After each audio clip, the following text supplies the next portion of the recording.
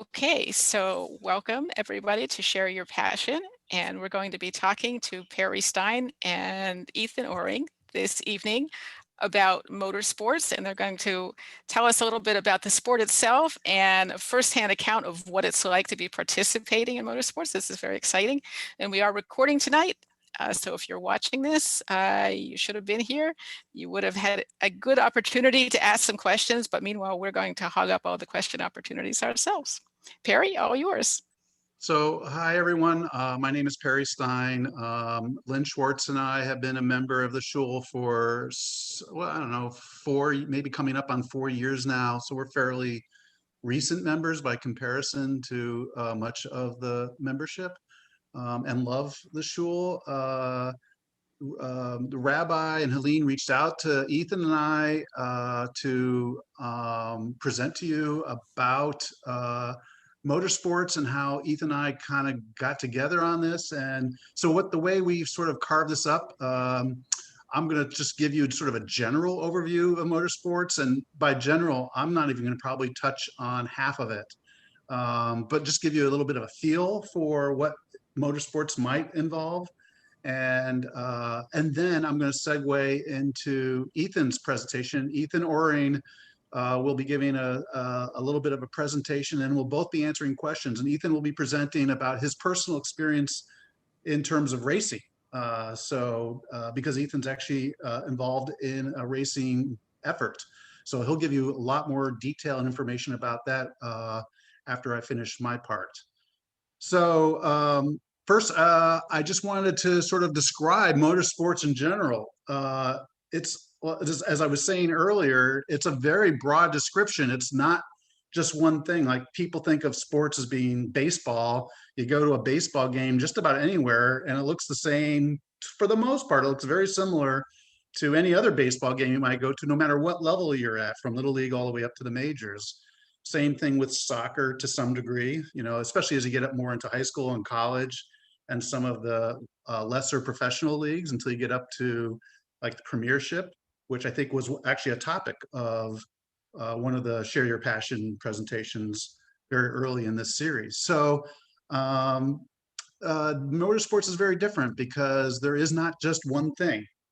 And so I list here a number of things that might actually qualify as motorsports. People do race boats, and in fact, they race airplanes. And crazy enough, they do snowmobiles. I've even seen semis being raced on tracks. So there's all sorts of things that can qualify by virtue of the fact that they have a motor and they race in a sporting event. So that's what qualifies them as being a component of motorsports.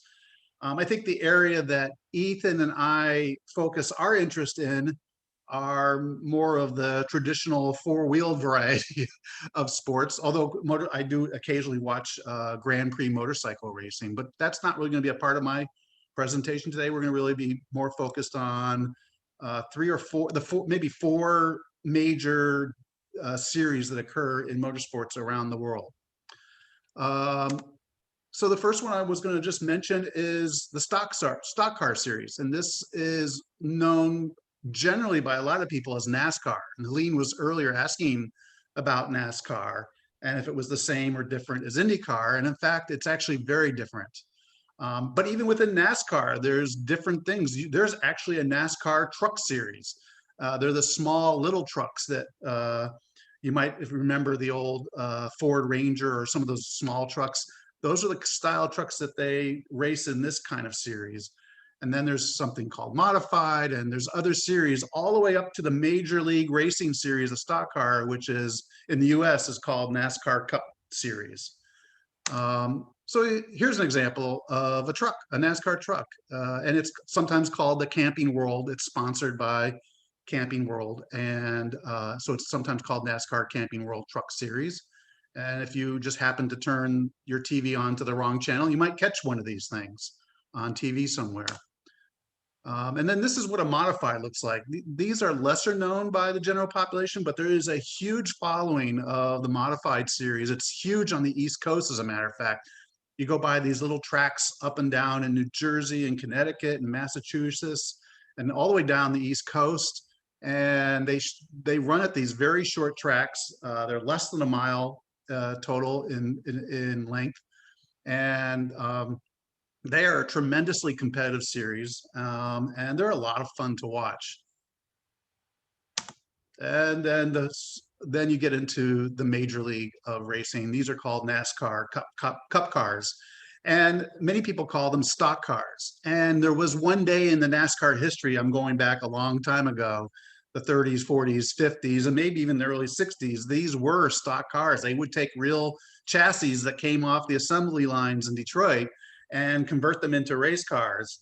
But after they converted them, there was probably not as much stock of that car that there was when it first came off the line, but they are traditionally known as stock cars. Today, the chassis, the engines, virtually everything about this car is not stock.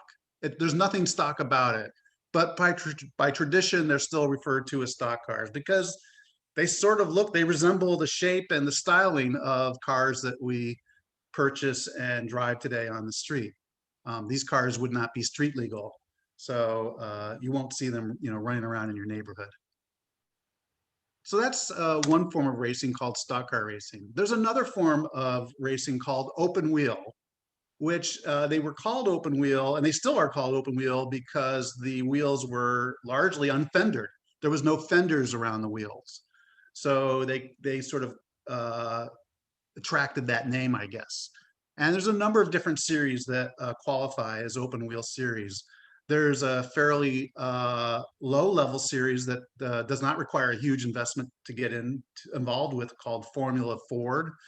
There are other series that are kind of step ups to the major series. There's Indy Lights and Formula 2, which are some of the sort of, like, you might think of them as being like the minor leagues of racing. In this case, Indy Lights and Formula 2 would sort of be the equivalent of AAA baseball.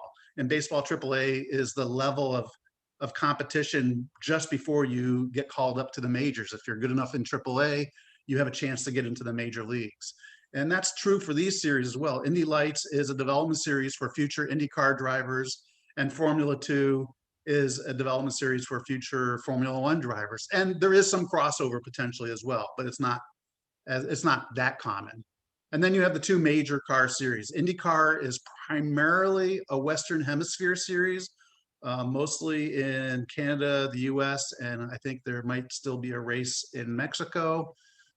So it's considered to be sort of a North American or Western Hemisphere race for the most part, series. And then you have Formula One, which is also referred to sometimes as the World Driving Championship. So they have a little bit of arrogance associated with their racing format. They kind of believe if you win Formula One, you're the world driving champion. And that's the title you actually receive. And they are some of the best drivers in the world. So it's sometimes hard to debate that. So here's some examples of what we're talking about. So here's a Formula 2000 car, and they're generally smaller cars. They're not as powerful as some of the upper series. In Formula 2000, it could be something like a 2-liter, 150 horsepower engine, which might sound like a lot, and it probably is considering how light these cars are. They're mostly made out of composite materials, so they're not particularly heavy. At least the bodywork is. And if you've seen a car like this is a Indy Light car. It's a little bit older example of an Indy Light car. And you can see the wheels don't have fenders around them. They do have the wings in front. One thing that sort of differentiates Indy and open wheel cars in general from the stock cars is obviously all the aerodynamic components, the front wing, the rear wing. These are things that you don't normally see on passenger cars or stock cars. You do see a little bit of aerodynamic bits on some of the stock cars, but not to this degree. So these cars generate what they call downforce.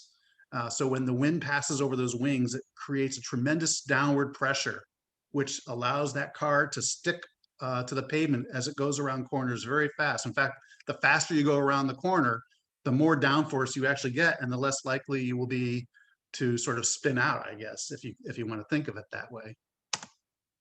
And here's an Indy car, and you can see now they started putting fenders.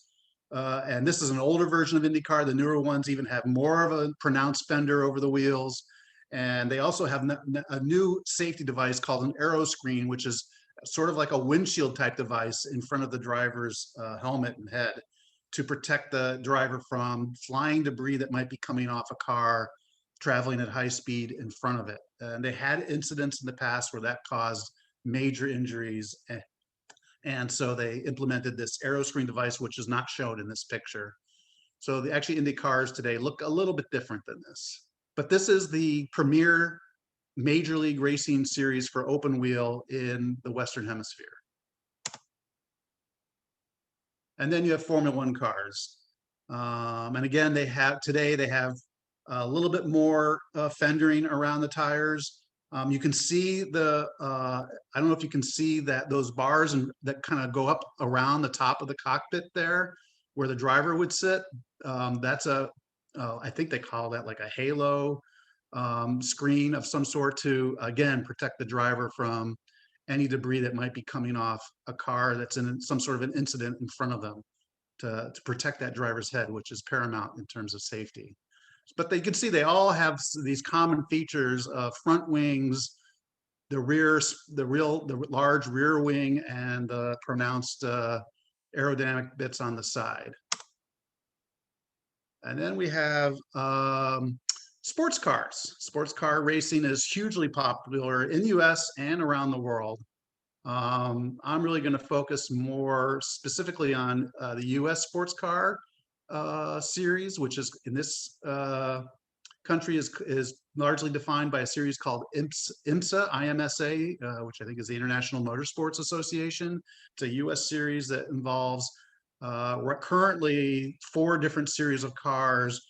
They're constantly shifting the classifications of cars, and they're going to be eliminating one classification and adding another one next year. But this was the traditional premier car of that series. You can see all the aerodynamic effects on it. A very powerful car, but you can see that it's completely the wheels are completely enclosed by fenders, and the driver is completely enclosed in a cockpit.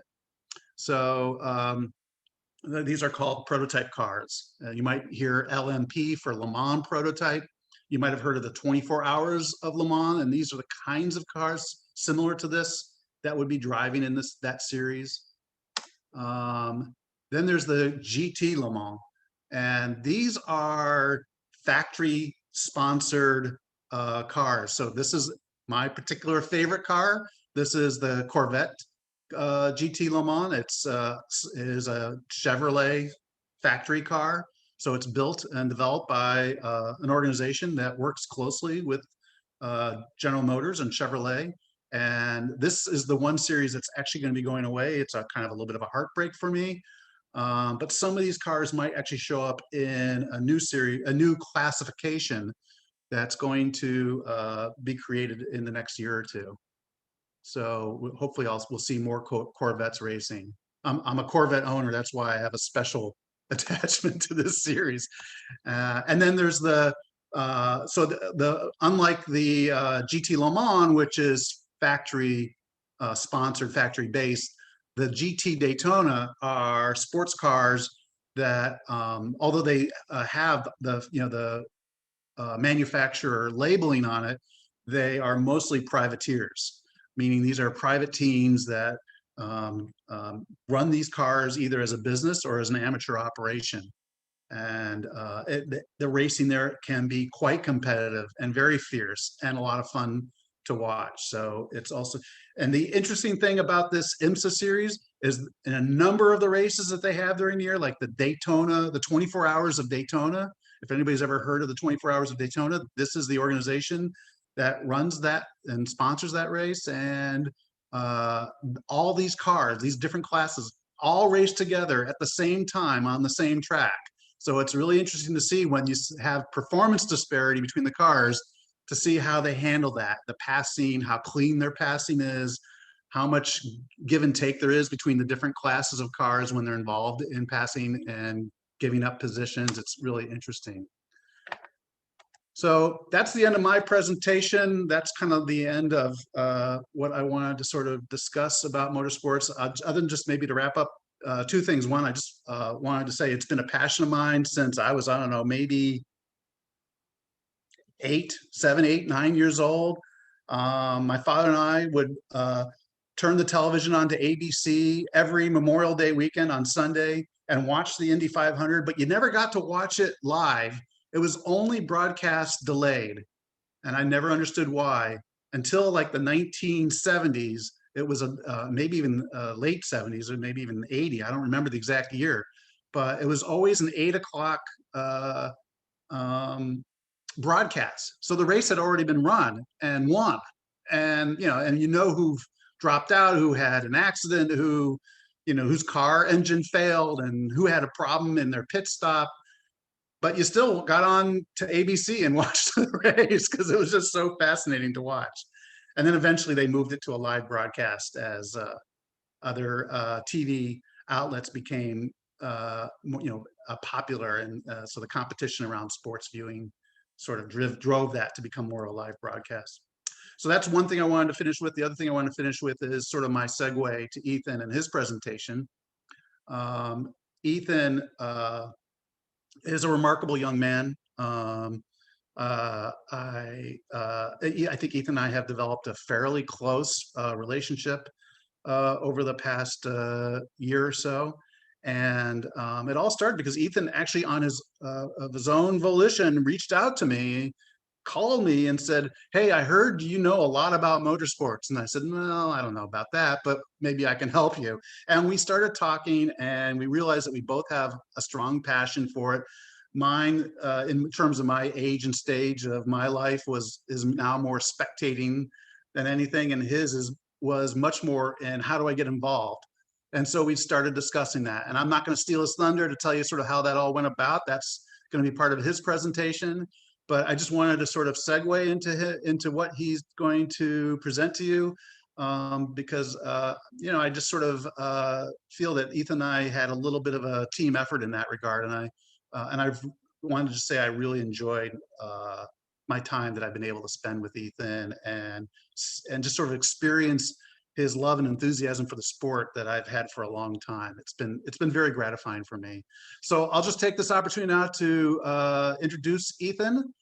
Ethan Oring, the progeny of Rachel and Rich Oring. So Ethan, I'm going to stop sharing and you can introduce yourself and take it away.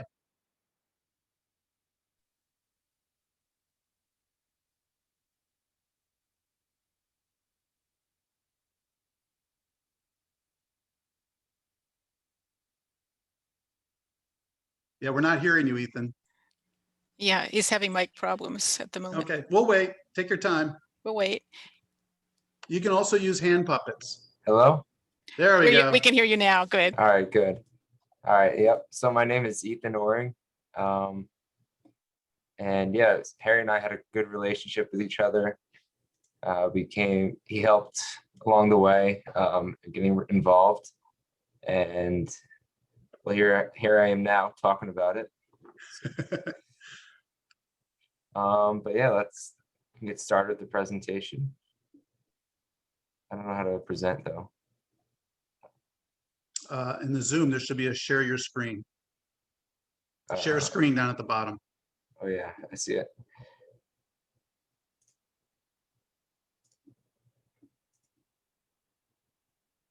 All right.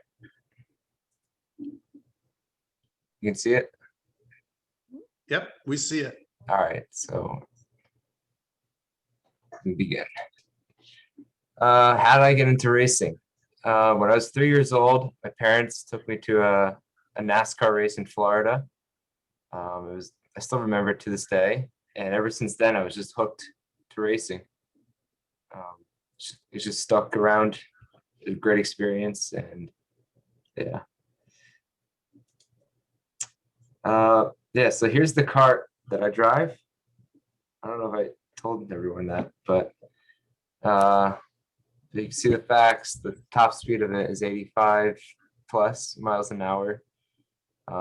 Capable of 3 Gs, sort of like you know how astronauts train, they go in the machine that spins them in circles and they get used to the G forces in the launch.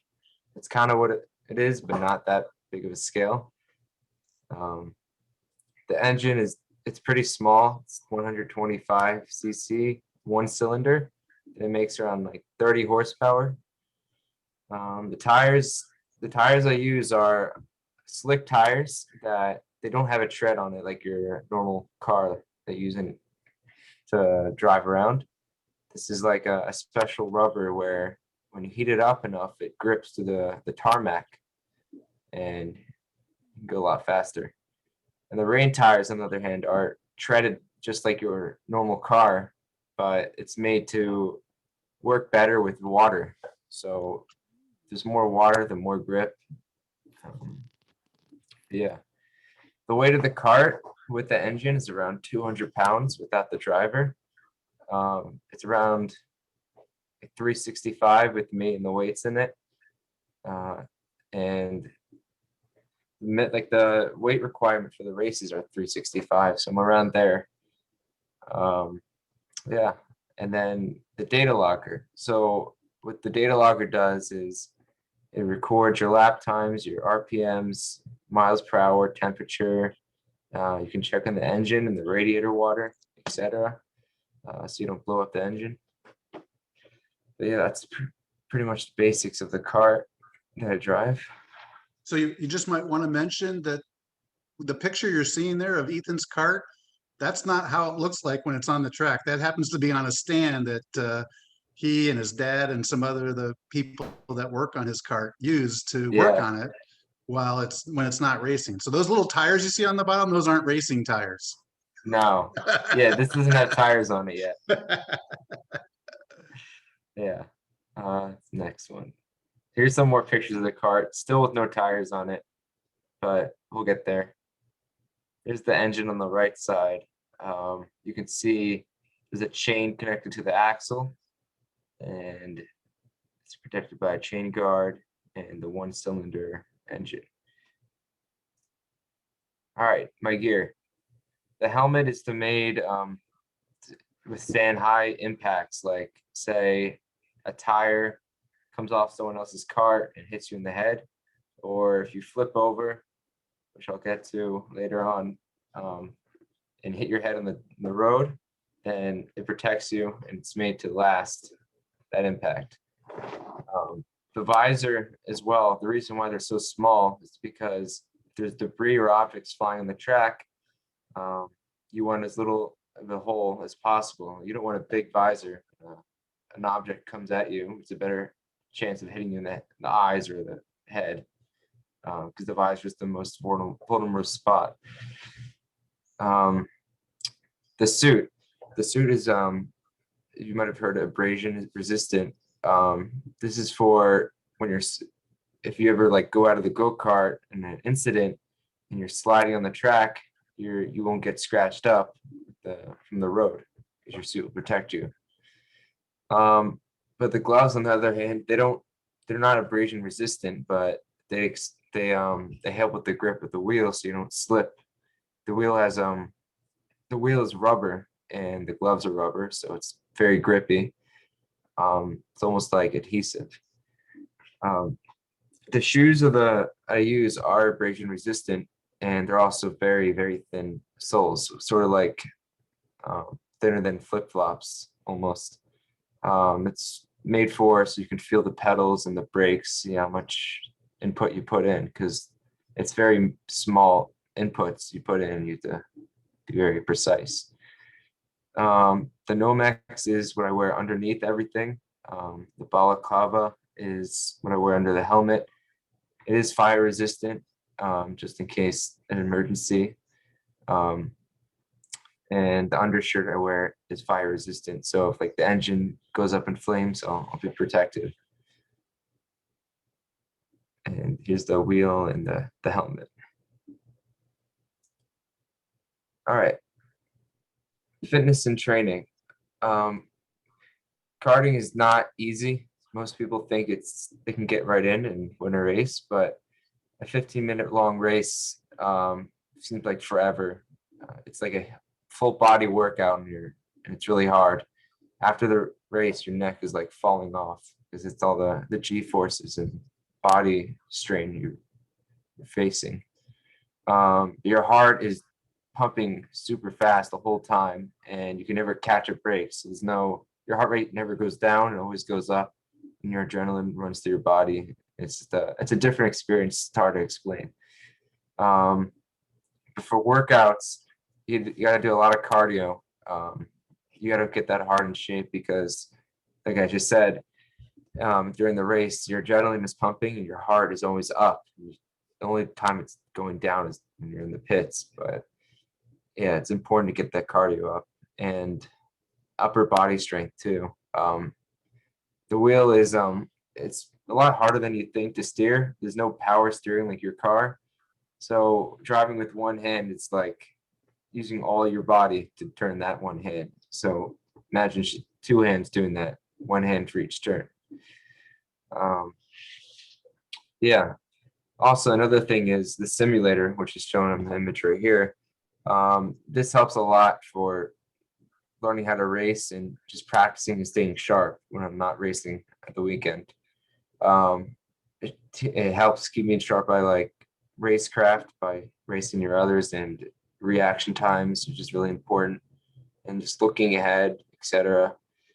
Yeah, it keeps me more aware and sharp. All right, so on a race day on a weekend, when we arrive there, we have to first register, and then I like to do a track walk with either my friends or a coach.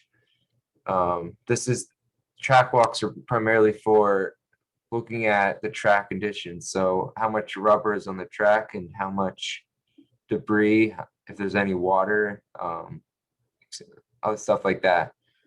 And then practice. So there's 2 practices during the morning. What I use for practice is to, 1, set up the cart to where I like it, and 2, just get a feel of the track, see what I'm getting into. Qualifying. Qualifying is the main purpose of qualifying is to get the fastest time and put you in the pre-final race. The pre-final race, once you finish in that, the position you finish in the pre-final is what you start in the final. The final race is the most important race, the longest race. That's around 15 minutes long, as the pre-final is like 10, 12 minutes long. It's a big difference when you're on the track because it feels like a long time. Because every minute counts and each lap is under a minute. So it feels like a long time. All right. So I have some videos from last weekend I'd like to share with you guys. We don't have to watch the whole thing, but so you guys can hear it.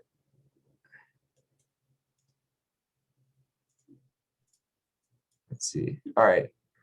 You guys hear it? No, we're not hearing it. You can't hear it? No, because I don't think the audio goes through the Zoom. You might. I'm wondering if I have an idea that sometimes works. If you stop sharing for a moment, and then if you re-share again, there will be an option on the left screen when you go to share that says share audio, and that might allow us to hear it. Oh, yep. Try that. There we go. There we go. All right. So what I'm doing now, this is the formation lap. There's around 14, 15 drivers right now. I'm starting in 9th or 8th or 7th. I don't remember. This was last Sunday though. Here we go. Right now, what I'm doing is swerving left and right to get the heat in the tires. Because like I said earlier, the slick tires, the no tread, they work best with heat, and you got to get the heat inside the tires. Very crucial.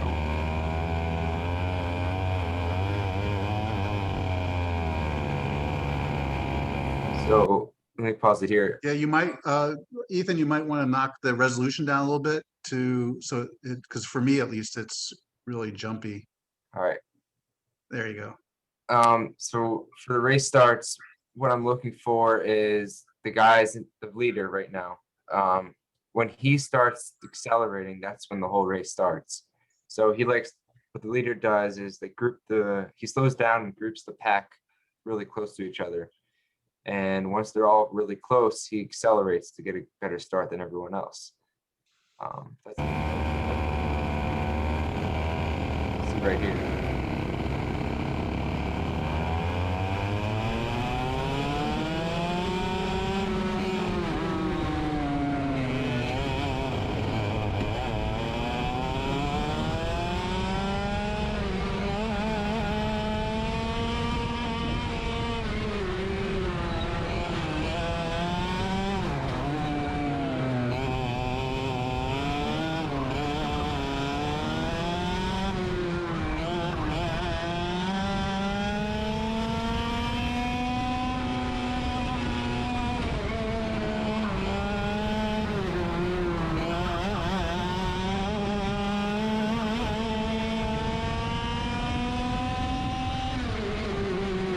We'll just watch one of that.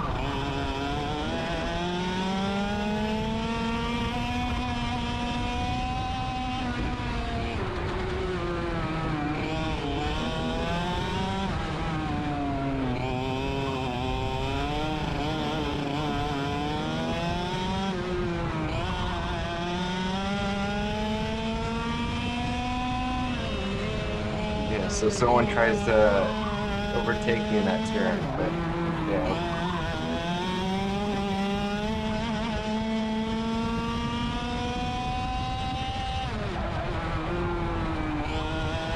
All right, I think that's enough for that race.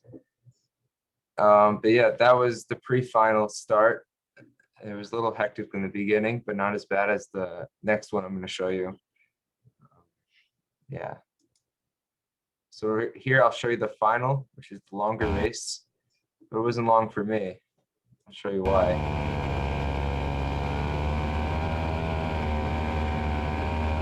Here we go. This is another warm-up lap.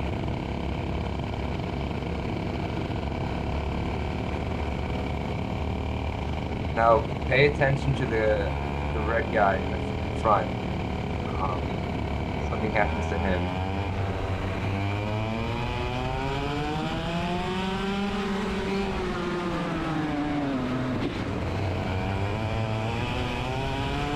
Yeah, so he spun.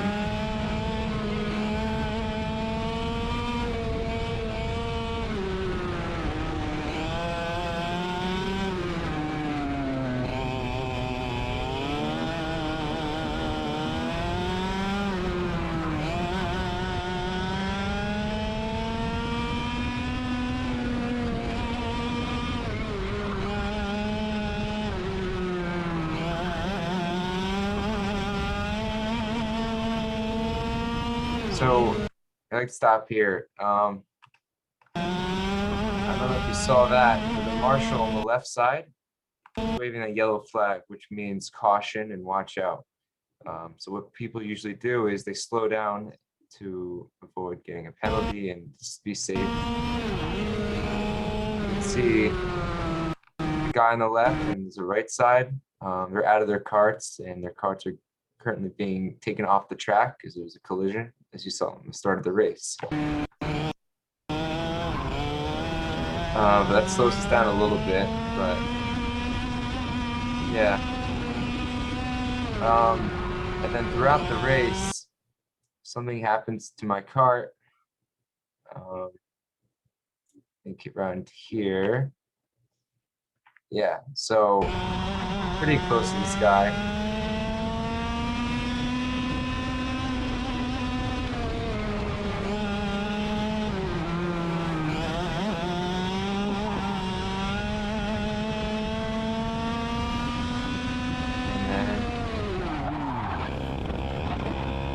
And that happens. So basically what happened was I experienced a brake failure. There was air inside the brake lines and there was no brake power. So I was lucky enough to lock it up. I pressed really, really hard. But it was around 66 miles an hour, that spin, which really was scary. Because throughout the whole race, the brakes feel fine. And then that one turn, they just all of a sudden don't work. And at 66 miles an hour, it's pretty scary. So I was really lucky I didn't go through straight into the wall. Watch it again. You can look at my foot, it's all the way down, and then nothing happens, and then there we go. I continue to drive because I'd rather just go in the pits and get out of the cart there.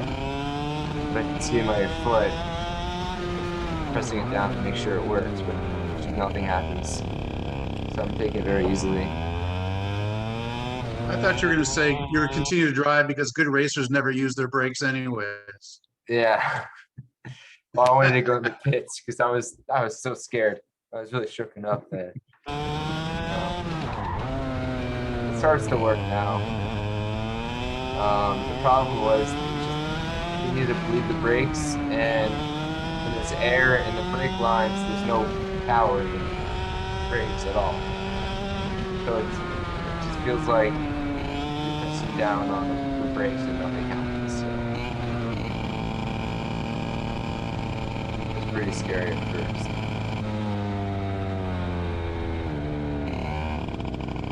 I think it starts to work in the pits when I was pumping the brakes up, but that was pretty bad. Yeah. That's the scale. When you're done the race, you weigh yourself in scale so you don't get a penalty, etc. That's it for that. There's one more race. This was actually a rain race we had a couple weeks ago. This oceanside Verbo is about to become the backdrop for an unforgettable vacation. So this lap right here was the final lap of the race. I happened to get the fastest time in the race, so which is really exciting. I didn't know it at first, but it was a really good feeling. So here I could just play it from here.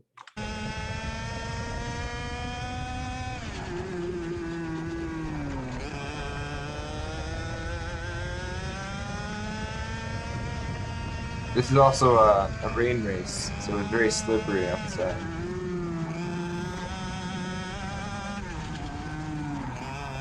Hard to follow along, but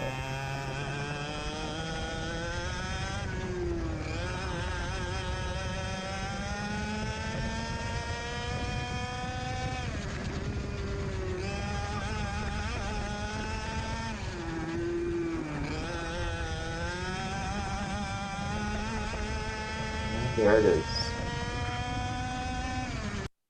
That was the lap.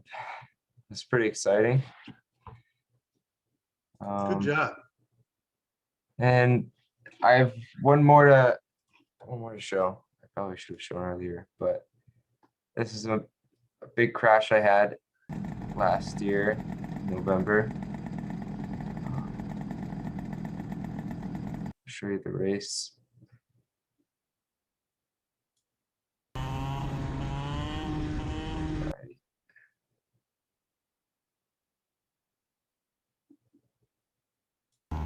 So this was a field of 23 people. It was a really big race.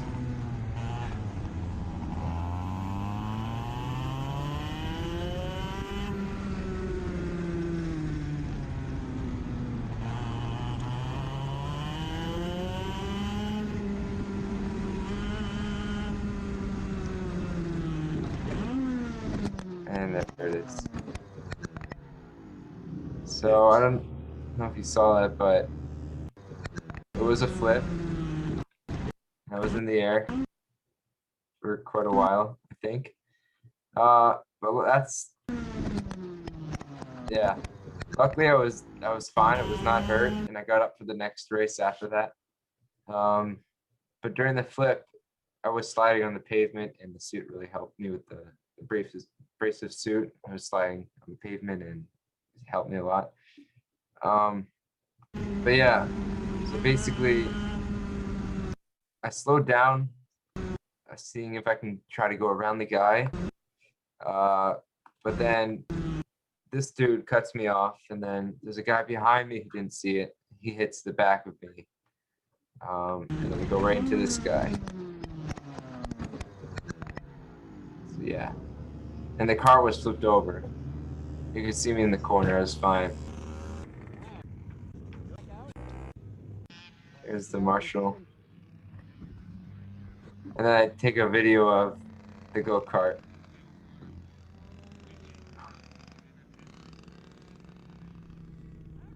So that's the damage. That's it. I was really shocked in that time, but I really didn't know what was happening. Luckily, I was all right. Move on. What are my next steps? All right. So what I was thinking of, my next steps would be to move into a single-seater car in the Road to Indy series. Basically what Perry was saying earlier about IndyCar and Indy Lights, there's also other steps before that. So as you see on the picture right here, USF 2000 is the first step out of karting. You can pretty much go in that, and then you move up to Indy Pro 2000. And then once you move up from there, you go to Indy Lights and IndyCar. Of course, the path can always change along the way, but this is usually how most drivers go up to the ranks. So if I can just interject here, Ethan, this is what Yeah.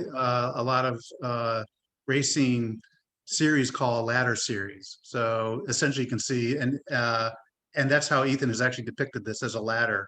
And as you become proficient and competent in one series and excel in it, you can be recruited or drafted into a team in the next level and move your way up towards the top level series. So this is what Ethan's is describing as a ladder series, and it's very common to all the different forms of stock car, sports car, open wheel racing. All have similar kinds of ladder series like these. Yeah, correct. But of course, this is only one ladder series out of many others that people take.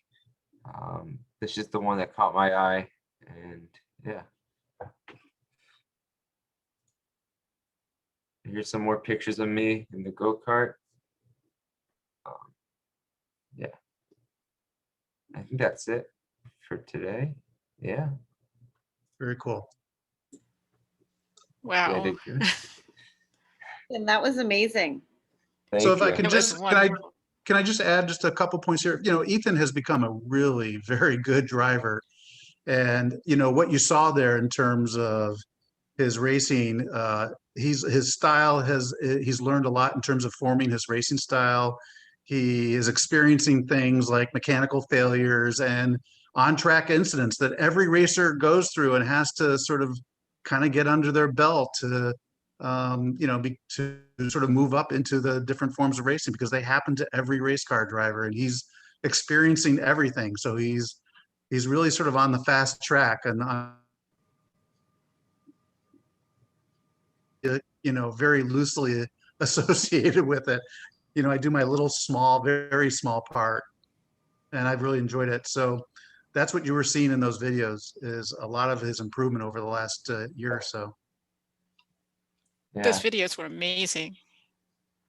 So Ethan, are you wearing like a GoPro on your helmet, or how are we getting those videos?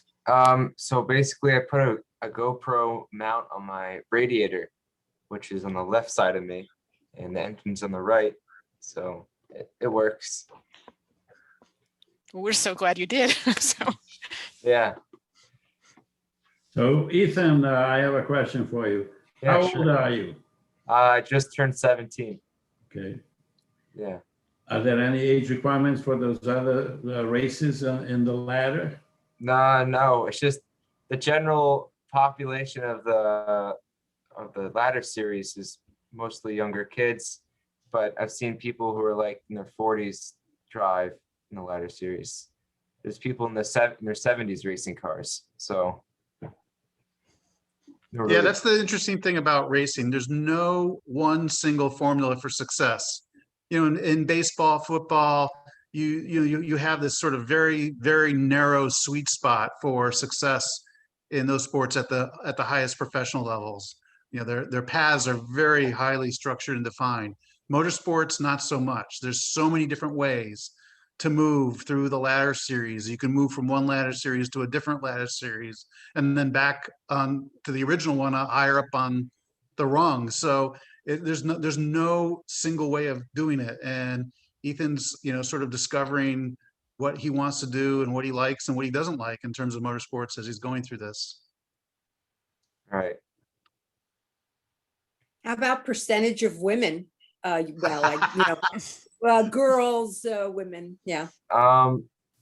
Well, there's an increase in population of women in motorsports. There's a lot of teams that are making dedicated teams for women to drive.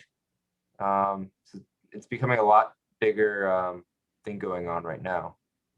A lot of racing series, especially in Europe, they have women motorsports teams, and they're pretty successful right now. If I can just add to that, motorsports is a target-rich environment for women. There's just not enough women involved. There's actually very few, but encouragingly enough, there was virtually an all-woman team entered in the Indy 500 with a female driver, a female owner, and probably 75% of the engineers and technicians working on the car were female. And it was very encouraging that females are sort of finding their sort of place. They're finding their I don't know what you would want to call it, their opportunities to get involved in major league sports of racing in big ways. And they were not a team that was they were a team that was considered to be a very serious entrant in the Indy 500, and not just a sort of a gimmick or anything like that. So, and then they've had some female racers in IndyCar, for example, like, I don't know if anybody's heard of Danica Patrick. Sure. One of the premier female racers in the last 15 years in the sport. And she also, interesting enough, moved from IndyCar into stock car. She was in the NASCAR Cup Series racer, which is the major league of NASCAR, and had more success in IndyCar than she did in NASCAR, but she was considered to be an extremely dangerous driver in terms of her always being a threat to pull off a victory. And she did a few times. She pulled it off. So, and there are there's very few though, unfortunately. There's also in Europe, there's a whole series that is just women driving. So it's a whole racing series to travel across the whole world, racing each other. I think they're going to Texas this year in October. So Ethan, I have a question. What's up? Why were you drawn to IndyCar versus NASCAR or Formula One? Or do you have aspirations down the road for either one of those? So right now, I'd like to do either IndyCar or F1, but F1 is mostly European based. Not many people from the US can go to F1 unless you move to Europe, because all the races are practically in Europe right now, except one United States race a year. But IndyCar is pretty much the US or North American F1 kind of. So it'd be great to go there. Yeah, unfortunately, Formula One has sort of this us-them kind of thing going on where they don't believe anybody from the US could actually be a very good race car driver. And so you have to have that European pedigree to be seriously considered in Formula One. I mean, it's nonsense. It's ridiculous. But Also money. But I think that actually might become less of a thing going forward, because Formula One a few years ago was actually purchased by a US company. I think it's Liberty Communications or somebody like that bought them. And so it's actually owned by a US entity now. And I think they're working with different series to create opportunities for up and coming drivers in the United States to get opportunities in Formula One. So we may see more American drivers in the future in Formula One. But just to go back to the woman question for a second, I mentioned that motorsports is a target-rich environment for women. I think any woman who was interested in engineering and the technical aspects of racing and driving in particular, there are huge opportunities for them there. There are teams who would love to have more women involved. It really works for them to have that sort of that diversity component as a part of their team. And so I think the opportunities are there. It's just, there's just not enough women who've expressed interest in it yet. Yeah. It's not it's not just sort of like male only boys club any longer. Right. There's tremendous respect for contributions from technical and engineering, women who, have that sort of skill set. This is the one sport where women can really compete head to head against men. And Yeah. Yeah. so it's really an exciting opportunity. Yeah, exactly. Yeah. Yeah, and you don't have to be like a 300-pound muscle man to understand, the effects of aerodynamics on a car and trim your car for a particular track to Yeah. optimize performance. Yeah. So it sounds Can like I it's much- ask? sorry, go ahead, Ruth. No, I just want, well, I actually have a few more questions, but what about hearing protection? I mean, I imagine it's loud on the track. I So mean, we were listening, so. basically the helmets are made to detonate the sound of the engines and all Okay. that. And the wind noise. Like I don't hear any wind noise. I barely hear the engine. So I'm just focusing on Oh, racing. okay. Yeah. But all in the upper series, like in IndyCar, Indy Lights, Formula One, NASCAR Cup, all those drivers wear audio attenuators in their ear. That basically they're high tech earplugs Okay. underneath their helmet, because those engines are huge compared to, Yeah. let's say, the engine that Ethan has on his go-kart, and they have no mufflers. So they're extremely loud. If you ever heard a car go down the street that doesn't even have a particularly powerful engine, but his muffler is clearly not working. I mean, it sounds like a jet engine sometimes. So they're very loud, and they have to wear those audio attenuators to protect their hearing. So Ethan, I do have one more question. Is your trajectory like you're going to compete until a team picks you up? Or That's you usually what I aim for. can race for a team to pick you up? So in motorsports, it's not like football where you pretty much join for free.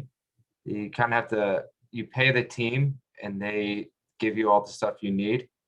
But the way people afford racing when you go up the ladder is not many people can afford it, first of all. So you gain sponsorships along the way from like a networking company. You can team up with them and they get you sponsorships to help afford all this and get you up there until a team picks you up. Is that something you're aspiring to? Yeah. Yeah. Yeah. Wow. Yeah. So Ethan, I saw that you have a 125cc engine. Is that by rule? That's the biggest engine you can have, or how does that work in go-karts? So the class I runs only 125cc engines, but there are classes called shifter karts where they run 175cc, and they have 6 gears. They're faster than pretty much a sports car. Their top speed is 120 miles an hour. And they go to 0 to 60 in 2 seconds. So just to give you, I'm sorry, go ahead, Ethan. No, I'm finished. So just to give you a comparison, Alex, so his 125cc engine in a NASCAR Cup car, it's about 5,800 cc. So 5,800 versus 125. Yeah. That's how, that's the differential of engine and power we're talking about. As you move up through these ladder series, they get progressively more powerful, and the cars become progressively more complex. But Ethan's kart has a lot of the similarities in terms of the things that you have to pay attention to and set up correctly in order for the kart to perform, just as you would in a NASCAR car. You have to make sure you have the right kind of tires, that the balance of the kart is set up correctly, that the braking is balanced between, front and back or whatever. So, there's a lot of those sort of similarities, and Ethan knows way more about it than I do because he works on his kart every weekend. But yeah, there's that's part of the learning, is not just going out and running the kart as fast as you can, but also how do you set your kart up for a particular track. It's different for every track. Well, not for mostly, yeah, but for the tracks that are around where I race, they're usually the same setup, so it's a lot easier.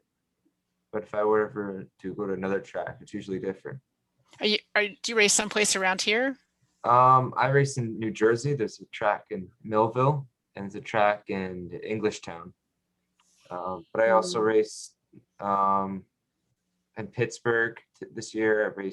I'm gonna race in North Carolina. But yeah, that's all for you this year. Ethan, you didn't build your car, did you? No. Or did you? No. Oh, okay. We bought it. Okay. So where does someone go buy a car like this? Or any of the cars we saw? Where did, I don't know. I assume they don't get built in Detroit. I mean, I don't know. The go-karts, you usually contact a team, and then they can hook you up with a go-kart. They usually you can pay them to build it, or just, they're kind of like a distributor for the manufacturer, the go-kart. So you just contact them and you can usually get a discount for them too. I mean, you could go right to the manufacturer and buy a cart, but the way Ethan did it is probably the smarter way because it comes with a lot of expertise. When you go to a team and buy the cart through the team, you get a lot of expertise and experience around how to set the cart up and how to deal with any of the issues that definitely you've seen in the video can occur. Like all of a sudden the hydraulics and his brakes go out completely. So are you your own pit crew, or do they have that at the track to help you? Usually you pay someone to be your pit crew. Like one time in that crash video I showed you guys, we got the cart set up after an hour because there's 5 mechanics working the cart, and we got ready for the next race in 1 hour. So it was a pretty big feat. Wow, yeah. So I take it you have a transmission you have to shift as you are driving? Not for my go-kart. No, you don't have to shift.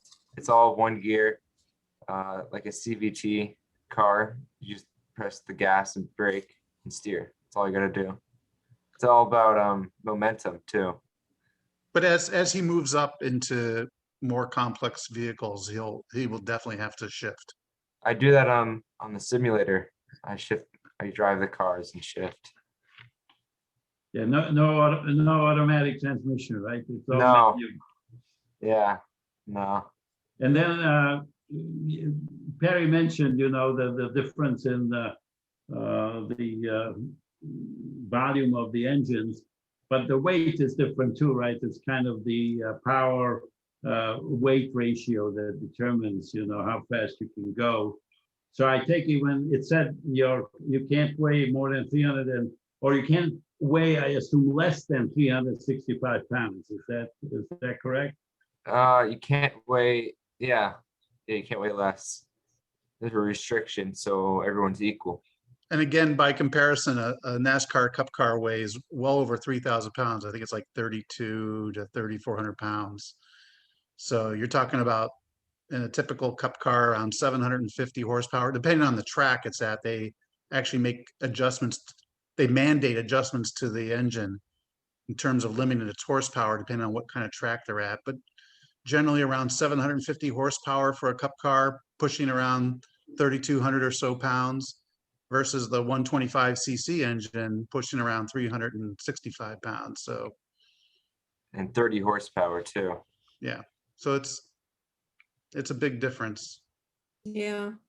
Ethan, are you insured? No, but I have healthcare. Okay. So what was the conversation like when you told your parents you wanted to do this? I think they didn't. First, I don't think they took it seriously, but then I talked them into it. Yeah, I forgot how it went really, but I know it was like as a joke at first, and then later on started to get more serious about it. But you were only 3 years old at that time, right? So it's hard to remember. That's when he started Well, working on that. as it was mentioned earlier, it's not really a Jewish man's sport or Well, a Jewish mother's sport for that matter. That for sure. It will be. It will be a So Jewish man's Ethan, sport you're by the time breaking new Ethan is ground. done. Yes. Exactly. I mean, there's only, I think I've only known one Israeli driver there is. Well, it's like when your son said he wanted to play football and you're like, no, you're not playing football. You're going to play tennis. But I think people Well, that's should, what I was told. people should Right, remember that, exactly. people should remember his presentation, because you'll be able to say, I remember Ethan way back when, and now look at him, he's an Indy 500 driver. And so you'll all be able to say, I was in his presentation on his go-karting career.